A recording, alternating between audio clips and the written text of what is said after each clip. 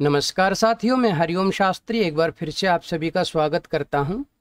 आज हम शुरू करने जा रहे हैं शेमुषी प्रथमो भागः कक्षा 9 पाठ 6 भ्रांतो बालः, यानी कि भ्रमित एक बालक, भटका हुआ एक बालक। तो सबसे पहले पाठ के बारे में जान लेते हैं।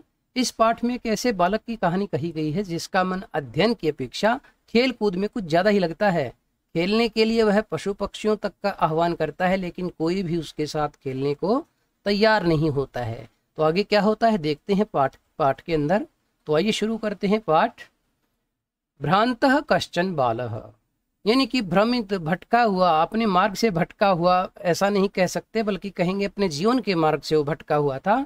ऐसा भ्रमित कोई बालक पाठशालाम गमन वेलायाम, पाठशाला जाने के समय, क्रीडितुम अगच्छत, खेलने के लिए चला गया, यानी कि वो पाठशाला जाने की बजाय खेलने चला गया। किंतु तेन सह, लेकिन उसके साथ, केली भी, खेलने के लिए, कालम क्षेप्तुम, और या इसके साथ कहें खेलते हुए समय बिताने के लिए, तदा उस समय, को अपी न, कोई भी नहीं, वयस्येषु, यानी कि उसकी उम्र वालों, उसका कोई उम्र वाला नहीं था, या कहें कि उसका कोई साथी नहीं था, उसका कोई मित्र नहीं था। उपलभ्यमानः आसीत, उपलब्ध नहीं था। कहने का भाव है कि उसके साथ खेलने के लिए और समय बिताने के लिए उस समय कोई भी ऐसा उसका मित्र उपलब्ध नहीं था। यतः ते सर्वे अपि पूर्व दिन पाठान स्मृत्वा, क्योंकि वे सभी पूर्व दिन पाठान स्मृत्वा, पहले दिन के पढ़ाए हुए पाठ को याद करके, विद्यालय गमनाय, विद्यालय जाने के लिए, त्वरमाणाः अभवन, शीघ्रता से तैयार हो रहे थे। तद्रालु बालः, वो आलसी बालक, लज्जया, लज्जा से, यानी कि शर्म से, तेषाम दृष्टिपथमपि, उनके नजरों में भी, नजरों से भी, परिहरन, बच रहा था, क्योंकि वो पढ़ने नहीं जाना चाहता था, इसलिए उसको शर्म आ रही थी, लज्जा हो रही थी, और वो उनसे बच बच के जा रहा था। एकाकी, और अकेला ही, किमपि उद्यानम प्राविशत, और वह अकेला किसी उद्यान में प्रवेश कर जाता है, घुस जाता है, यानी किसी पार्क में चला जाता है। सह चिंतयत, अब वह सोचता है, विरमंतु एके वराकाः पुस्तकदासाः, विरमंतु, कि ये रुकें, एते, ये सब, ये कौन, वराकाः पुस्तकदासाः, वराका यानी कि बेचारे, पुस्तकदासाः यानी कि ये पुस्तक के दास हैं। ये कहना चाह रहा है ये बेचारे जो पुस्तक के दास हैं ये वहीं रुकें, यानी कि ये विद्यालय में पढ़ें, मुझे इससे कोई लेना देना नहीं है। अहम तो आत्मानाम विनोदयिष्यामि, मैं तो स्वयं को प्रसन्न करता हूँ, स्वयं का मनोरंजन करूँगा। संप्रति, अब, विद्यालयम गत्वा, अब मैं विद्यालय जाकर, भूयः बुद्धस्य, यानी कि क्रोधित हुए, उपाध्यायस्य, उपाध्याय का, मुखम दृष्टुम नैव इच्छामि, मुँह भी देखना नहीं चाहता हूँ, कि मैं इस समय विद्यालय में जाकर क्रोधित हुए उस अध्यापक का मुख भी नहीं देखना चाहता हूँ, क्योंकि उसने विद्यालय का काम किया नहीं है, और उपाध्याय यानी कि उसका अध्यापक उसके ऊपर गुस्सा करेगा।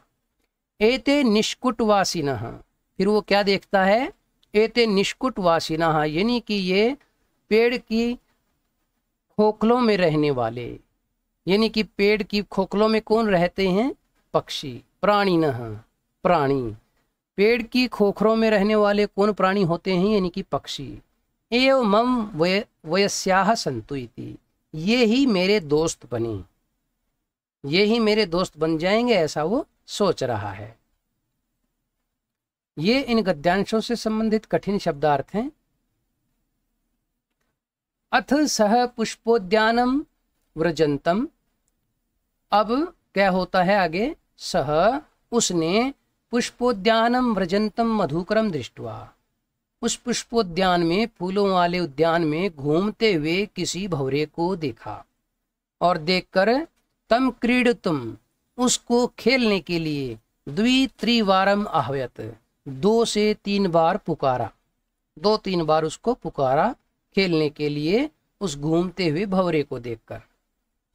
तथापि फिर भी सह मधुकर, वो उस मधुकर ने क्या किया, उस भंवरे ने क्या किया, अस्य बालस्य आह्वानम तिरस्कृतवान, उस बालक के आह्वान को क्या कर दिया उसने, उसका जवाब नहीं दिया, उसकी तरफ ध्यान नहीं दिया, उसकी बात का तिरस्कार कर दिया या कहीं इग्नोर कर दिया। ततो भूयो भूयो हठम आचरति, वह फिर बार बार हठ कर रहा था। बाले, इस तरह उस बालक के बार बार हठ करने पर सह मधुकर गायत, वह भंवरा गाने लगा। क्या गाता है, वयम ही मधु संग्रह व्यग्रा, कि हम सब मधु के संग्रह करने में व्यस्त हैं। मधु का मतलब होता है फूलों के ऊपर जो पराग होता है, भंवरे उनको इकट्ठा करते हैं। तो वो कह रहा है कि हम फूलों का पराग इकट्ठा करने में व्यस्त हैं। तदा सह बालः, फिर वह बालक फिर सोचता है, क्या सोचता है, अपने मन में सोच रहा है, अलम भाषणेन, अलम यानी कि अब बस करता हूँ, इसको बंद करता हूँ कहना, अनेन मिथ्या गर्वितेन, इस मिथ्या गर्वितेन, ये इस झूठे और घमंडी कीट, कीट यानी कि कोई कीड़ा, वो कह रहा है कि इस झूठे और घमंडी की बातों को इसको अब मैं कहना बंद कर देता हूँ।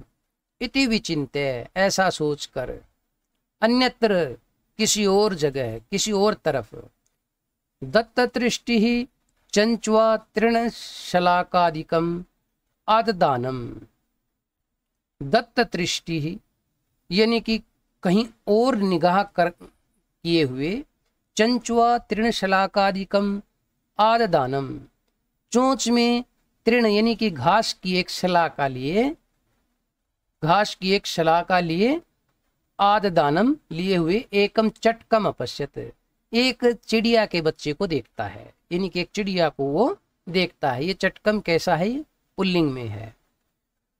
तो उसने क्या देखा, ऐसा सोचते हुए उसने किसी और की तरफ निगाह किए हुए उस चिड़िया के बच्चे को देखा, जिसकी चोंच में एक तृण यानी कि घास की शलाका थी।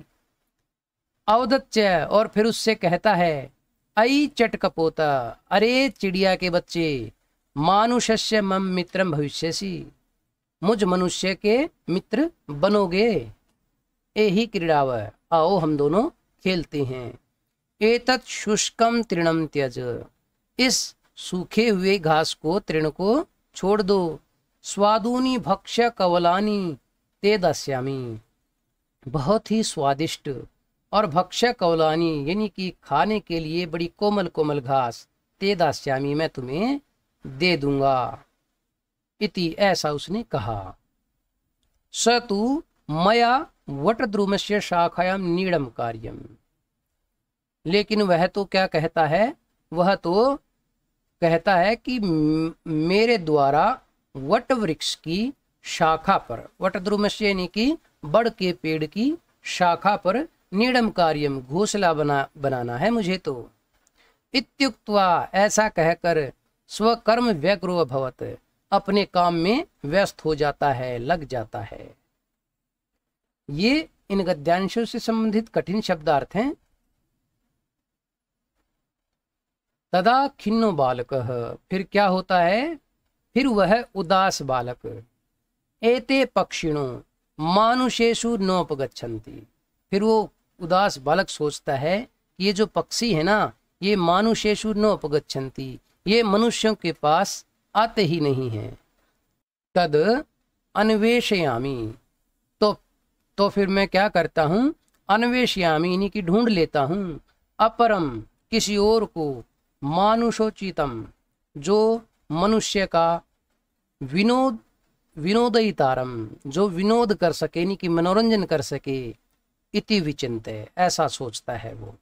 क्या सोचता है वो, मैं किसी और को ढूंढ लेता हूँ जो मनुष्य का मनोरंजन कर सके, ऐसा सोचकर, पलायमानम कमपि श्वानम अवलोकयत, उसने पलायमानम यानी कि दौड़ते हुए, कमपि श्वानम, किसी कुत्ते को अवलोकयत देखा। प्रीतो बालः तम इत्थम संबोधयत, प्रीतो बालः यानी कि बड़े ही प्रेम से वो लड़के ने तम इत्थम संबोधयत, उसको इस तरह से संबोधित किया, इस तरह से पुकारा।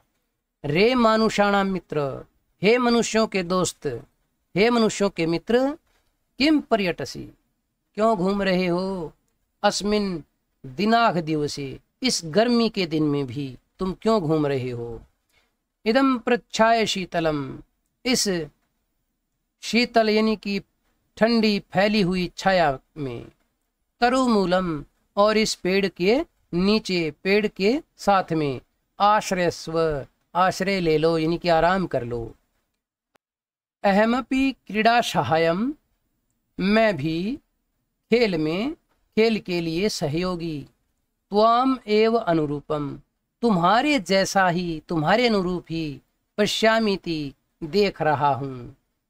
मैं भी क्या हूँ, मैं भी खेल में तुम्हें ही उचित सहयोगी समझता हूँ। यानी कि वो कह रहा है कि मैं भी तुम्हें यही समझ रहा हूँ कि तुम खेल में मेरे सहयोगी बनोगे, ऐसा मैं समझता हूँ। कुक्कुरः प्रत्यावदत, फिर जो कुत्ता था वो प्रत्यावदत यानी कि उस बात का उत्तर देता है, कहता है, यो माम पुत्र प्रीत्या पोषयति स्वामिनो गृहे तस्य रक्षानियोग करणान्न मया भ्रष्टव्य मीषदपि इति, ऐसा उसने कहा। अन्वय देखते हैं, क्या कहा, यह माम पुत्र प्रीत्या पोषयति, जो मुझे पुत्र की तरह प्रेम करता है, प्रीति करता है, और पोषयति, और मेरा पालन पोषण करता है। तस्य स्वामिनः गृहे, उस स्वामी के घर में, मया रक्षा नियोग, मुझे रक्षा के कार्य में लगे रहने में, करणात, करने में, यानी कि उस मालिक के घर में मुझे रक्षा के कार्य में लगे होने से, ईषदपि, मुझे थोड़ा सा भी, न भ्रष्टव्यम, मुझे भ्रष्ट नहीं होना चाहिए, यानी कि पीछे नहीं हटना चाहिए। आगे देखते हैं, ये इन गद्यांशों से संबंधित कठिन शब्दार्थ हैं। सर्वैहि एवं निषिद्धः सह बालो, सभी के द्वारा इस तरह से निषेध कर दिए जाने पर, यानी कि मना कर दिए जाने पर वह बालक, भग्न मनोरथः सन, टूटे हुए मन वाला हो गया, यानी कि उसका दिल टूट गया। कथम अस्मिन् जगते प्रत्येकः, किस तरह से इस संसार में हर एक स्व कार्य निमग्न भवति, अपने अपने काम में निमग्न है, लगा हुआ है। न कोपि मामेव वृथा कालक्षेपम सहते, न कोपि यानी कि कोई भी नहीं है जो मामेव, मेरी तरह, वृथा, व्यर्थ में, कालक्षेपम सहते यानी कि समय को व्यतीत कर रहा हो, टाइम पास कर रहा हो, कि ऐसा कोई भी नहीं है जो मेरी तरह व्यर्थ में समय को बर्बाद कर रहा है। नमः एतेभ्यः, मैं इन सब को नमस्कार करता हूँ, यही जिनके द्वारा मैं तंद्रालुताया, जिनके द्वारा, जिन्होंने आलस्य के प्रति मेरी, मैं यानी कि मेरी, तंद्रालुतायाम, आलस्य के प्रति, आलस्य के बारे में, कुत्सा यानी कि घृणा संपादिता, घृणा समापादिता यानी कि घृणा की भावना उत्पन्न कर दी, समापादिता यानी कि उत्पन्न कर दी। मैं ऐसे इन सभी जीवों को नमस्कार करता हूँ जिनके कारण, इनकी, जिनको देखकर, इनके कार्यों को देखकर मेरी आलस्य के प्रति मुझे घृणा हो गई है, मेरे मन के अंदर घृणा पैदा हो गई है आलस्य के प्रति। अथ स्व उचित अहम अपि करोमि, अब अपना स्वयं का जो उचित है, जो मेरा सही काम है, अहम अपि करोमि, मैं भी ऐसा ही करता हूँ।